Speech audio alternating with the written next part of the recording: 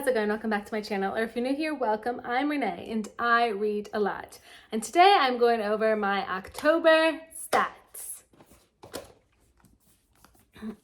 Hello, Clara. I wanted to film this video outside and the cats wanted me to film this video outside. It was like kind of a joint operation, but the lighting's just not great. I think in the future I'm gonna have to do it in the morning so that there's like a bit less harshness. Like it's too bright, so I can't open my eyes all the way. And then I'm just like, I tried though, but don't worry guys, I'll figure it out for you. I was thinking it'd just be vibey, you know? Anyway, no long preamble today, I'm just gonna get into it. My October page. In October, I read 21 books. And as you can see, I did do a Halloween theme. This is the last day of the Halloween decorations because I felt like they should stay up for October. And then afterwards, I can change them out for probably Christmas because we don't celebrate Thanksgiving in this country. But just one more day and then they're gone. But yeah, I did the like classic quintessential Halloween colors. And I thought I actually had like a really strong reading month when you compared it to like other reading months. I mean, I guess September was strong. I don't know, maybe not. I thought that I really tried. I thought I was finishing a lot of books. 21 seemed low. However, the books, I'll put like the exact number here. I do like have an Excel spreadsheet where I look at how many books I read and how many pages they were. In October, the books that I was reading were on average a lot longer.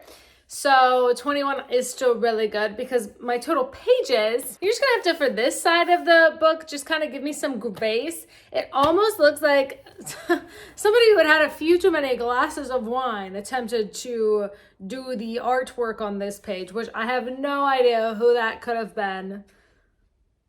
But it's okay. It's just like covered in whiteout and like I had to move a lot of the things over. I had to like rewrite over stuff. It was not my proudest moment by any stretch of the imagination.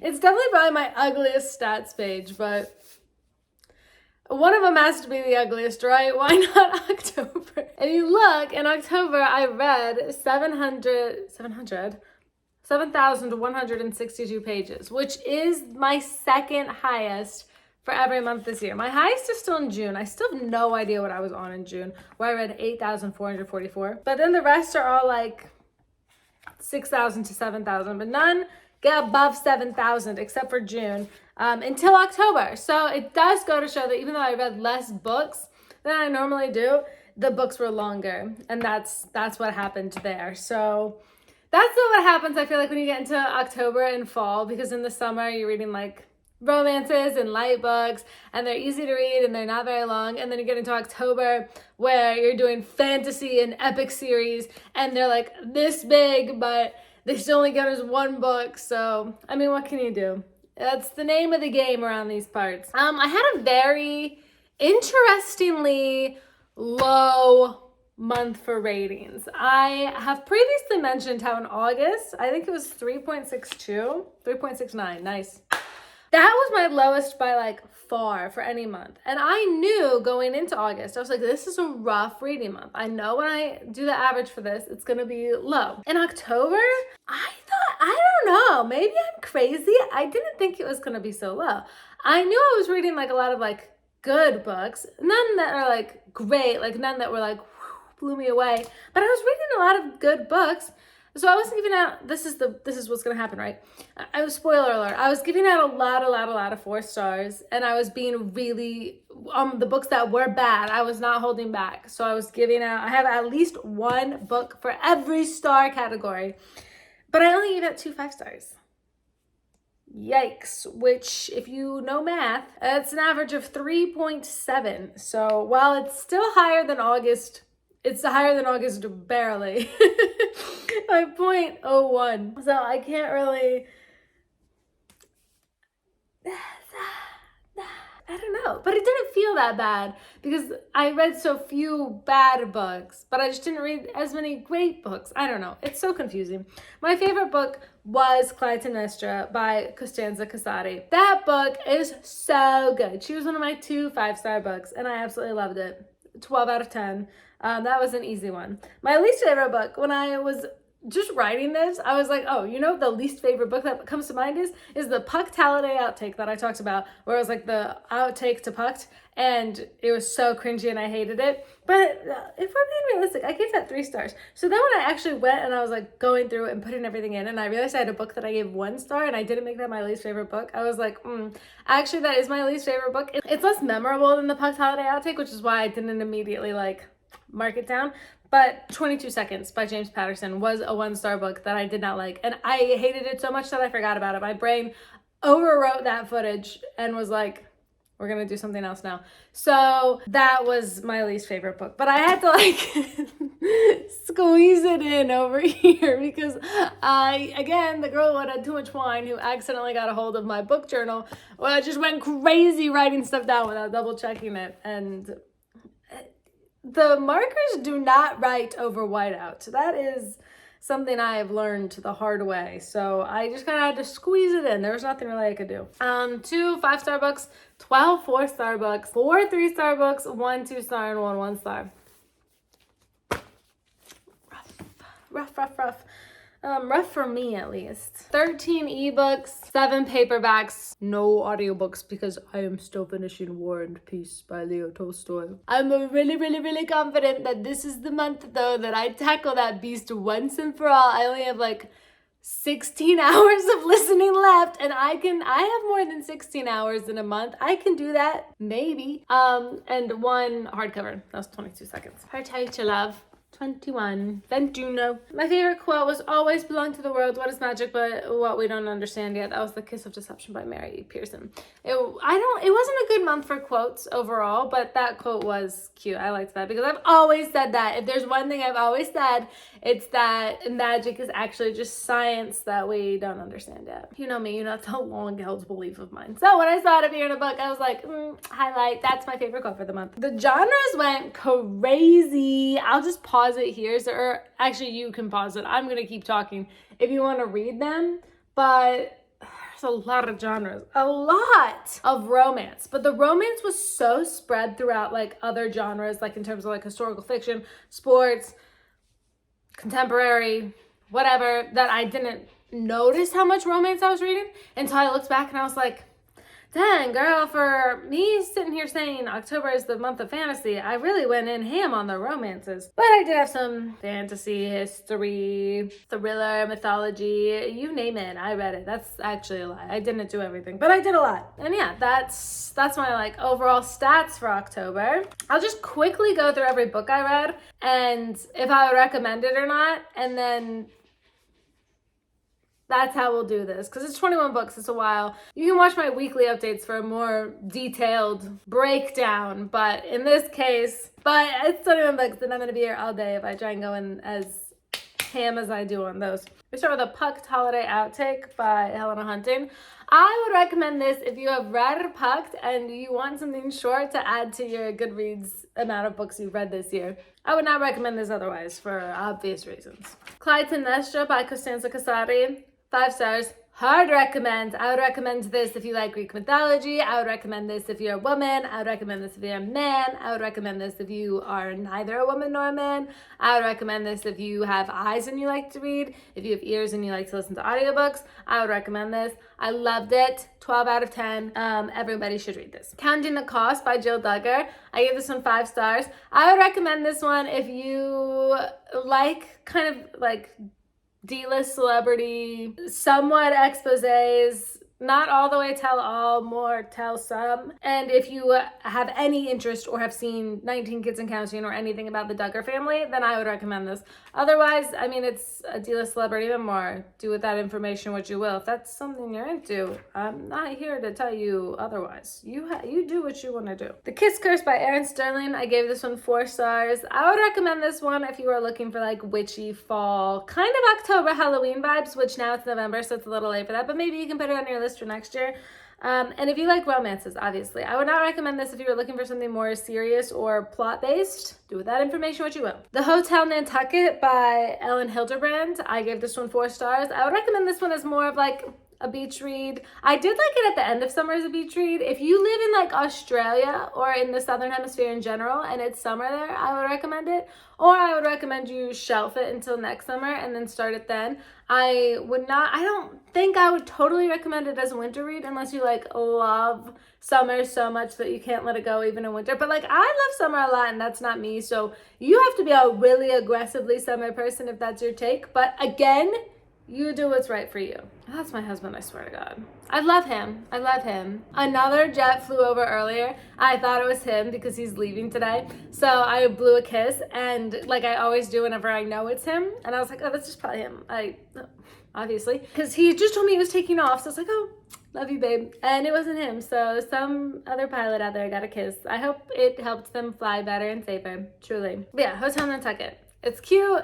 Very beach vibey. Obviously, all of her books are, especially when they take place summer in Nantucket. I would recommend it if you like beach vibey books. The Night Circus by Erin Morgenstern. I gave this one 4 stars. I would recommend this one if you are looking for vibes, for fall, magic-y, prosy vibes. If you like, hey Clara, can you chill? Sorry, my cat is trying to dig her way into the couch. It's very like vibes heavy and not very like plot or character driven heavy. It's like literally good vibes and good descriptions. So if you were looking for like October, fall, Halloween vibes, and not even just October, like November too, I think that this is a good book for you. And especially if you like really like prose and descriptions and stuff. I don't know if I would recommend it. If you're looking for something like way more fantasy, like plot, world building driven, I would probably stay away, but I would personally recommend it. Consider Me by Becca Mack. I gave this one 4 stars. I would recommend this one if you like sports romances, specifically hockey romances. I think that this was like a pretty decent one, all things considered. The only thing is I would not recommend it if you cannot stand the not like other girls, I am so small and gentle and little trope. I think that you're gonna hate this. But if you like hockey romances, I thought that this one was probably one of the best that I've read. I read The Addis Ababa Massacre, Italy's National Shame by Ian Campbell. I didn't rate it because I don't feel comfortable rating something like that. And I would recommend it if you're into history and you don't mind reading really heavy stuff about tragedy. But I don't necessarily know what type of readers are watching this, so I don't know if it's not necessarily like ever gonna explode on Book Talk, so I wouldn't recommend it if that's like not your cup of tea. I read Unwrap My Heart by Ezra Falcone. I combined them. That's your new name. You were 2 people. You were Alex Falcone and Ezra Fox. Now you're Ezra Falcone. Alex Falcone and Ezra Fox. Unwrap My Heart. It's 4 stars. I would recommend it if you were on the internet in the era of like John Green's Looking for Alaska, the like kind of Twilight parodies. There's another one that I read that I don't remember. But if you were on the internet during those times and you like that kind of satire and 2014-ish humor, I think you would like this. It's also quick and easy to read. You can read it in a day. If you are looking for something like at all serious, even like a little bit serious, I wouldn't recommend it. But I liked the humor and I liked the satire and the unseriousness of it all, so I liked it. Okay, 22 Seconds by James Patterson. I gave this one 1 star. I don't even have like a nice thing to say about it, so I shouldn't say anything at all because that is the rule. If you are stranded on a desert island and for whatever reason this is the only piece of media or entertainment available to you, then I would maybe read it, or alternatively, I would use it for fuel. But if you are so desperate for entertainment that you're gonna go crazy without it, I would read it. Otherwise, in any other context, I would not recommend it. It's bad. It's 1 star. That's rare from me. So you know when I say that, I mean it. I hated it. Do not recommend. Brutal Prince by Sophie Lark. I gave this one 4 stars. If you like mafia romances, I think you're really gonna like this. If you like, I'm not gonna call it enemies to lovers because I didn't really buy into their enemies. But if you don't like that kind of romance, marriage of convenience, like a lot of enemies to lovers, like the tropes that they kind of throw in there, you're not gonna like this. But if you like romance novels, like kind of, I'm gonna say dark romance, but it's not dark romance. It's maybe gray, light gray romance. Oh, no, it's opaque, transparent. What's in between? Translucent? if you like the medium version of those romances, then I think you'd like it. Again, if you're really, really, really looking for plot, I don't know why you're in the romance genre to begin with, but you're not gonna like it. But I would recommend it if you like romance novels. I think you would like it. That goes the same for the next one, Brutal Prince, The Bonus Scene, also by Sophie Lark. I also give that one 4 stars. I would recommend this one if you read and enjoyed Brutal Prince. That's it. That's the whole thing. Don't just read this one on its own. I do not recommend you do that. But that should be obvious. So I don't know why I have to say that, but you never know with people on the internet how they're going to take things. Such is life. Persian Myths by Jake Jackson, or at least he's the editor. I gave this one 3 stars.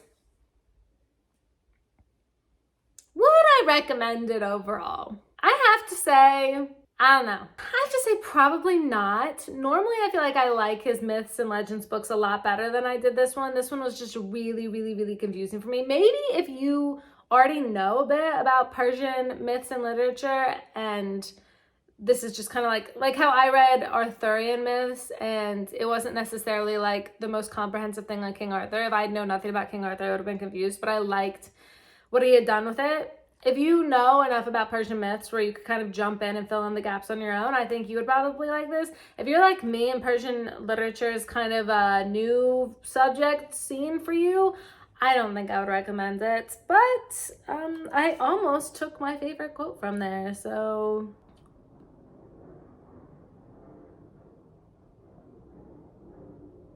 Okay, my husband just texted me, that's not him.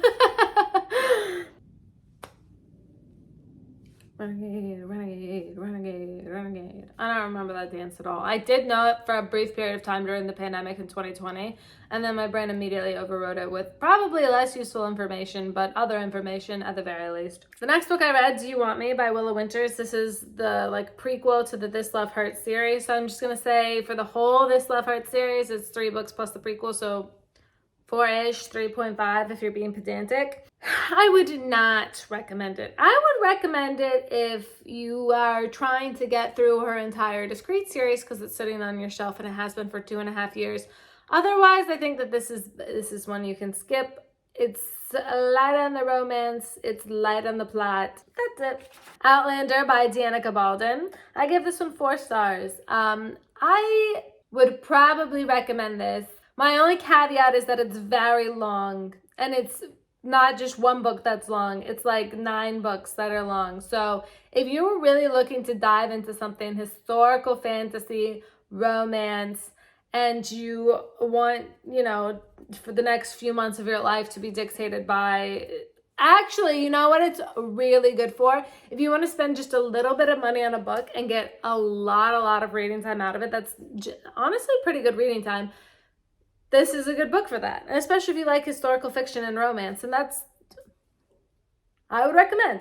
I really wouldn't recommend if abuse and plot holes and stoic main characters aren't your vibe. I probably wouldn't recommend it, but overall I liked it enough to probably recommend it to the right person. I would recommend it. The Housemaid by Frida McFadden. I would maybe recommend this one, but I think if you were to tell me that this is the type of book that you were interested in, I would recommend you instead to The Last Mrs. Parrish. Maybe this one has a better ending, a less controversial ending, but I think that The Last Mrs. Parrish was better overall. There's so many plot holes in The Housemaid, and there's so many things that I'm still left scratching my head over. And plus I don't know, I feel like the OG author that came up with this whole concept, because this book is really inspired by The Last Mrs. Parrish. So I'd probably recommend you to the original, but this one might be better. I don't know, I would recommend it. I'd probably recommend it to people who liked more of a thriller, more of a mystery, and who are okay with a little bit of humor being interjected in it too. So overall, I would probably recommend it, especially if you liked The Last Mrs. Parrish and you want to read it again, but not exactly the same, then I would really recommend this one. And The Kiss of Deception and The Heart of Betrayal, both by Mary Pearson, are number 1 and 2 of the Remnant Chronicles. I haven't gotten into my full thoughts on them in a weekly update video because I haven't finished the series. That's on my list of things to do today, is to finish the Trail of Darkness. I don't know. All of her books are the something of something. So, I can't keep them straight in my mind.